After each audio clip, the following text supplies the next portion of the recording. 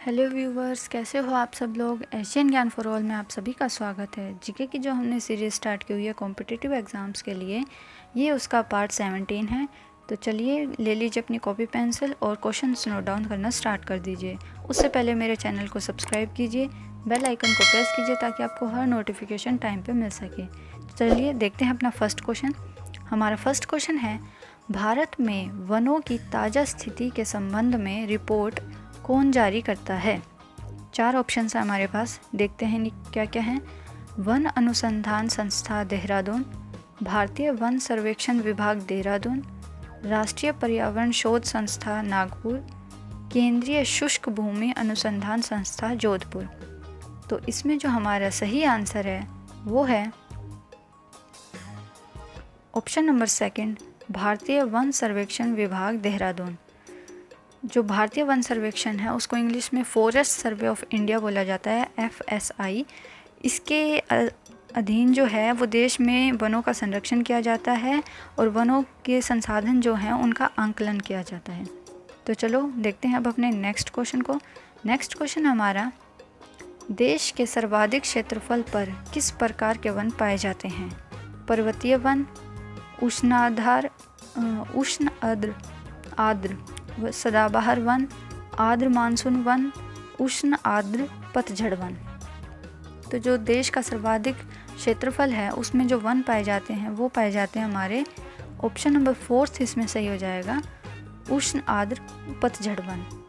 इस प्रकार के जो वन है वो प्रायद्वीपीय भारत के मध्य भाग में मिलते हैं और ये ज़्यादातर उत्तर पश्चिम में हरियाणा, पंजाब से लेकर मध्य प्रदेश तक और महाराष्ट्र, आंध्र प्रदेश, तमिलनाडु इनमें भी पाए जाते हैं। तो चलो अब देखते हैं अब अपने नेक्स्ट क्वेश्चन को। नेक्स्ट क्वेश्चन है हमारा, भारत के निम्नलिखित क्षेत्रों में से किस एक में मैंग्रोव वन, सदापर्णी वन, पर्णपाती वनों के संयोजन हैं। यानी ये तीनों ही वन एक ही जगह पे कहाँ मिलते हैं भारत में। उत्तर तटीय आंध्र प्रदेश में, दक्षिण पश्चिम बंगाल में, अंडमान और निकोबार द्वीप समूह में, दक्षिण सौराष्ट्र में। तो ये मिलते हैं हमारे ऑप्शन नंबर 3, अंडमान और निकोबार द्वीप समूह में। इनमें ये तीनों ही वन मैंग्रोव वन, सदापर्ण वन और पर्णपाती वन पाए जाते हैं, इनके संयोजन पाए जाते हैं। तो चलो देखते हैं अब अपने नेक्स्ट क्वेश्चन को। नेक्स्ट क्वेश्चन है हमारा, निम्न में से कौन सी मिट्टी प्रायद्वीपीय भारत में अधिकतम क्षेत्र पर विस्तृत है। काली मिट्टी, लैटराइट मिट्टी, लाल मिट्टी, जलोढ़ मिट्टी। तो इनमें से ऐसी कौन सी मिट्टी है जो ज़्यादा क्षेत्र में पाई जाती है हमारे भारत में। तो वो है ऑप्शन नंबर 1, काली मिट्टी। काली मिट्टी जो है वो सबसे अलग दिखाई देती है और इसको रेगुर के नाम से भी जाना जाता है और इसमें पोटाश जो है वो ज़्यादा मात्रा में पाया जाता है और इस मिट्टी में कपास की खेती ज़्यादा अच्छी होती है और ये मिलता है हमारे महाराष्ट्र, कर्नाटक, गुजरात और मध्य प्रदेश के क्षेत्र में। तो चलिए बढ़ते हैं अब अपने नेक्स्ट क्वेश्चन पे। नेक्स्ट क्वेश्चन है हमारा, निम्नलिखित में से कौन सा कथन असत्य है। अब ये 4 कथन हमें दिए हुए हैं और इनमें से हमें देखना है कि कौन सा गलत है। लैटराइट मिट्टी सामान्यतः अधिक वर्षा वाले क्षेत्रों में पाई जाती है। यह एक क्षारीय मिट्टी है। इस मिट्टी में मुख्यतः मोटे अनाज की खेती की जाती है। इस मिट्टी में चाय की भी कृषि की जाती है। तो देखते हैं अब इसमें हमारा सही आंसर कौन सा होता है। तो इसमें है ऑप्शन नंबर 2, ये एक क्षारीय मिट्टी है। ये कथन गलत है, बाकी के तीनों कथन हमारे सही हैं। लैटराइट जो है वो स्थानबद्ध मिट्टी होती है। ये एक ही स्थान पे बहुत लंबे टाइम तक बने रहने पे, चट्टानों के टूट टूट के गिरने पे बनती है। तो चलिए अब बढ़ते हैं नेक्स्ट क्वेश्चन पे। नेक्स्ट क्वेश्चन हमारा, निम्नलिखित में से किस क्षेत्र को भारत का चावल का कटोरा कहा जाता है। तो वो क्षेत्र देखते हैं कौन सा है।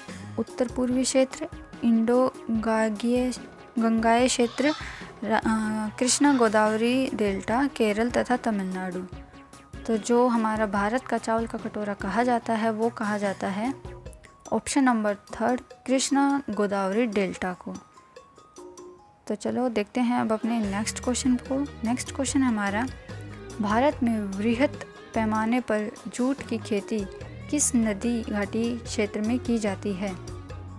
दामोदर, गंगा, हुगली, ब्रह्मपुत्र। तो जो हमारी सबसे ज़्यादा मात्रा में जूट की खेती की जाती है वो की जाती है हमारी ऑप्शन नंबर 3 हुगली नदी क्षेत्र में।